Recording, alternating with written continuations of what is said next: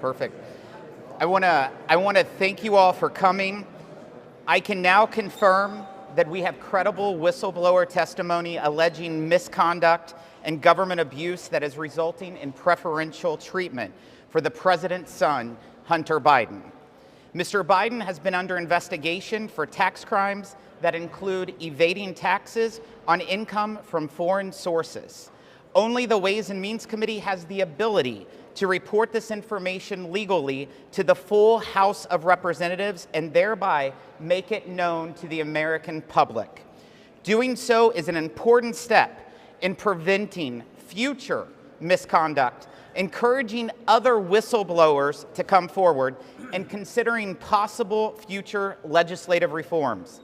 As I mentioned in my remarks before the executive session, there are 3 areas of focus in the transcripts of interviews with whistleblowers. Number 1, the federal government is not treating taxpayers equally when enforcing tax laws. Number 2, whistleblowers claim the Biden Department of Justice is intervening and overstepping when it comes to the investigation of the president's son. And number 3, these whistleblowers report they have faced almost immediate retaliation. Let me provide detail.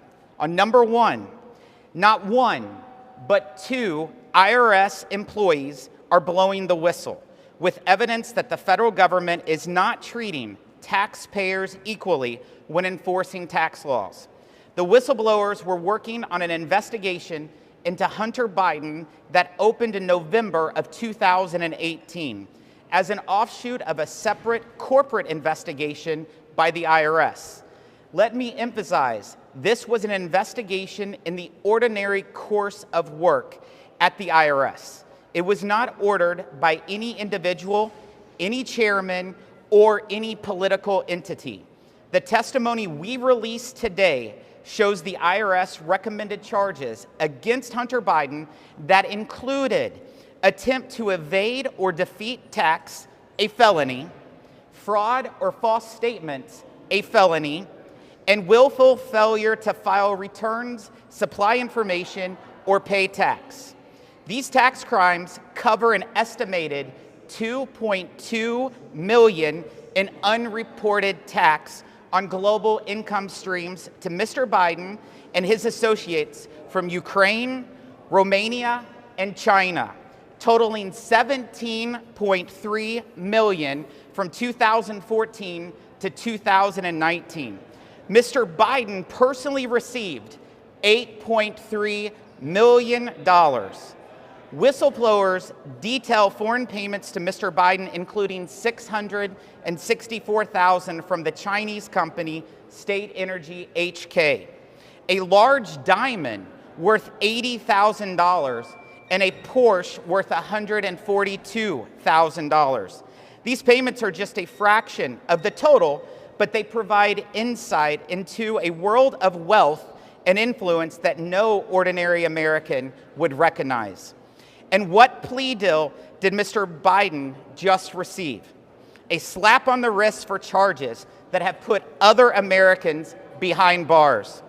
As I said, the federal government is not treating all taxpayers equally. Number 2, whistleblowers claim the Biden Department of Justice is intervening and overstepping when it comes to the investigation of the president's son.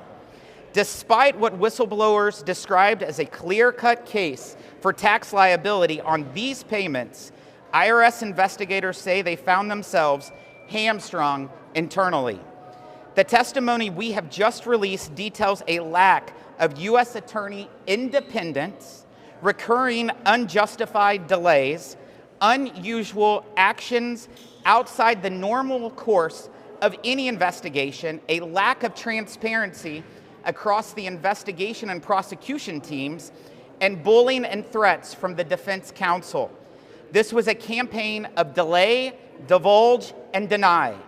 Whistleblowers say reoccurring unjustified delays pervaded the investigation, including an authenticating a WhatsApp message in which Hunter Biden demands payment from Chinese officials, noting that his father is in the room. The whistleblowers revealed IRS investigators were told by U.S. Attorney Leslie Wolf that because the evidence would be found in the guest house of former Vice President Biden, quote, there is no way, close quotes, a search warrant for evidence would ever get approved. IRS whistleblowers told this committee that crucial information about the investigation was divulged to Hunter Biden's attorneys. For example, even an investigators had probable cause to search a Northern Virginia storage unit in which Hunter Biden had stored files. Attorneys for Biden were made aware prior to any search, providing them valuable time to remove any materials that could be useful evidence. Few Americans qualify for such soft glove treatment from federal investigators. Testimony shows that U.S. Attorney of Delaware David Weiss tried to bring charges in the District of Columbia around March of 2022 and was denied. Weiss sought special counsel status from the DOJ in the spring of 2022 and was once again denied. Weiss sought to bring charges in the Central District of California in the fall of 2022 and had that request denied in January of 2023. Yet U.S. Attorney General Merrick Garland told Congress that Weiss had all the authority necessary to pursue the charges. Well, which is it? Number 3, these whistleblowers report they have faced almost immediate retaliation. They say they tried multiple times to sound the alarm internally at the IRS and raise concerns with the Department of Justice prosecution team. Their concerns were not given fair consideration. One of the whistleblowers was passed over for a position when he was more qualified than the candidate selected by IRS leadership.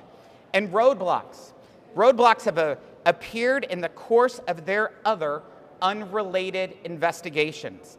Now that they have testified to Congress, they have been removed from the investigation. These individuals are risking their careers and reputations to do the right thing, which is to come to our committee, the only committee that can legally receive their testimony and share it with the House of Representatives. In closing, I'll repeat the 3 key findings from today's release of whistleblower testimony. Number 1, the federal government is not treating taxpayers equally when enforcing tax laws. Number 2, whistleblowers say that the Biden Department of Justice is intervening and overstepping when it comes to the investigation of the president's son. And number 3, these whistleblowers have faced almost immediate retaliation. The scales of justice cannot be tipped in the favor of the wealthy and the politically connected. No one is above the law. I will turn it over to Mr. LaHood. Well, thank you, Chairman Smith. I'm Congressman Darren LaHood, former federal prosecutor. I just want to make a couple points. When the American people read these transcripts, I think you'll see a level of criminality that I don't think anybody expected to see in these whistleblowers' transcripts. And that's the first point. The second point that I would make is it is not a coincidence of the timing of what happened this week.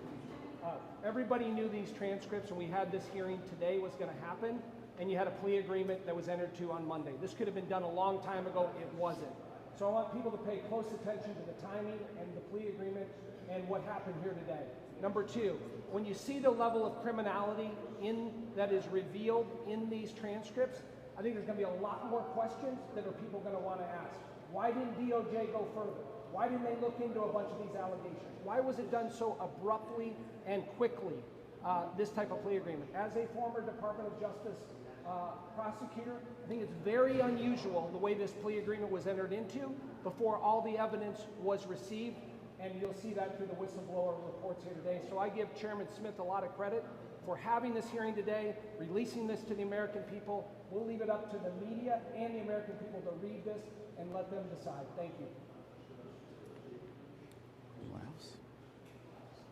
Anyone else? Do we have any questions? Chairman Smith, what are next steps for the committee? You're going to be releasing these transcripts today. What else will the committee do moving forward regarding this? Like I said all along, we're going to follow the facts, and that's what we're doing. There's other people that we need to talk to based on the transcripts, and we're going to continue to make sure that government works for the people, not against the people, and that everyone is treated the same, regardless if they're wealthy or they're politically connected, and that has not been the case. Have you requested any of the underlying tax returns, audit records, or other IRS documents related to this case?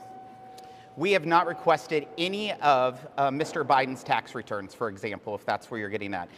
These were two whistleblowers that voluntarily testified before this committee that felt like what they saw at the IRS was wrong. What they saw working with the Department of Justice was wrong.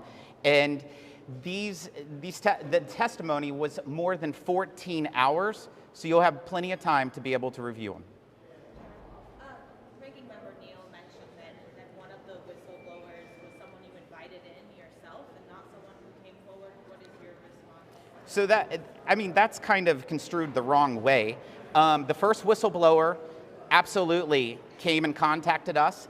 The second one, we were told that the second whistleblower wanted to talk to us, but they wanted us to reach out to their legal counsel and just do the official request. That's what we did, but he paid for his own way here, his own hotel, and he did it upon himself.